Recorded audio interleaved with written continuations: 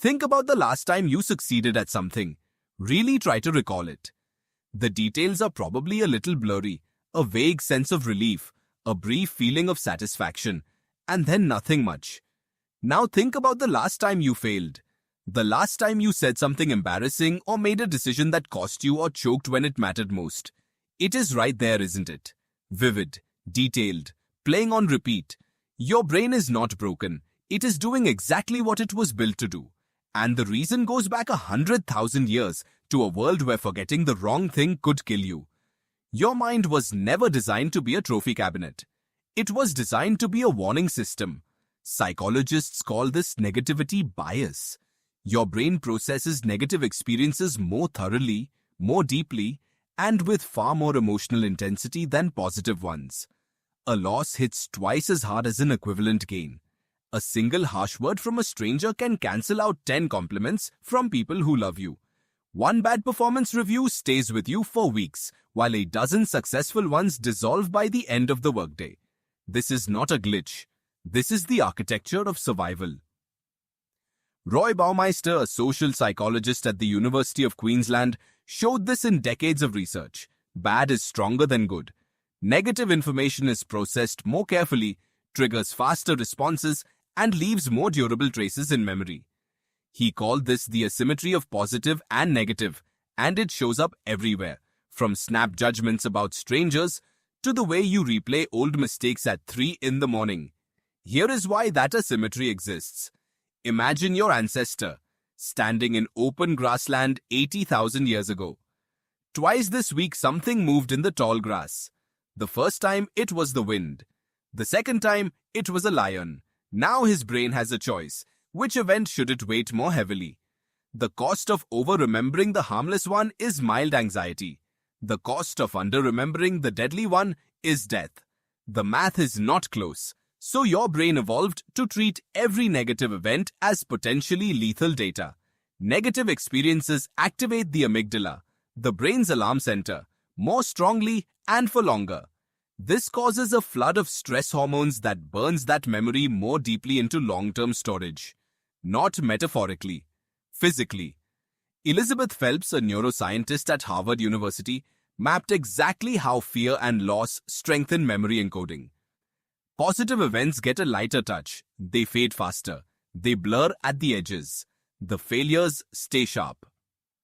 Now think about what this means for the way you see yourself.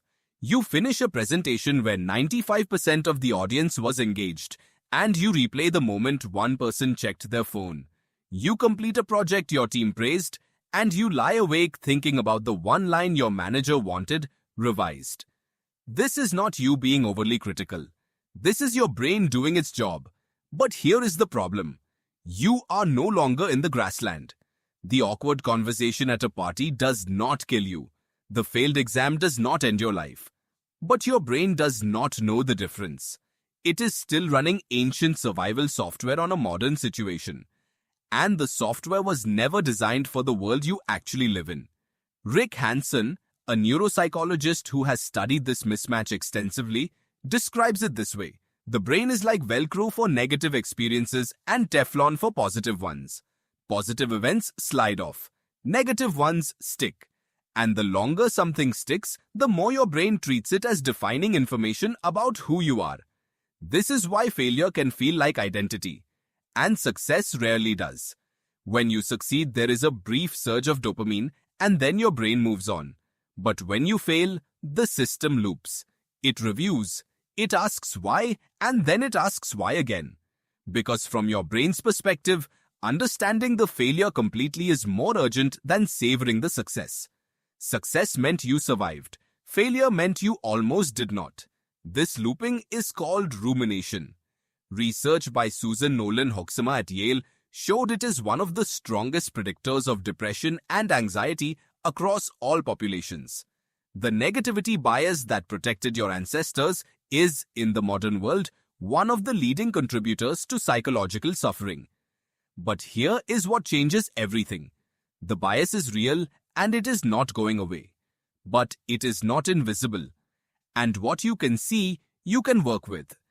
Neuroscience has shown that the circuits weighting negative events more heavily can be rebalanced through deliberate practice. Specifically, by holding positive experiences in conscious attention for 15 to 30 seconds after they happen, long enough to begin deepening their neural trace. Your brain weights negative events more heavily because it gives them more processing time. Give the positive ones the same time and you begin to correct the imbalance. Not by ignoring the failure, by giving the success the weight it always deserved.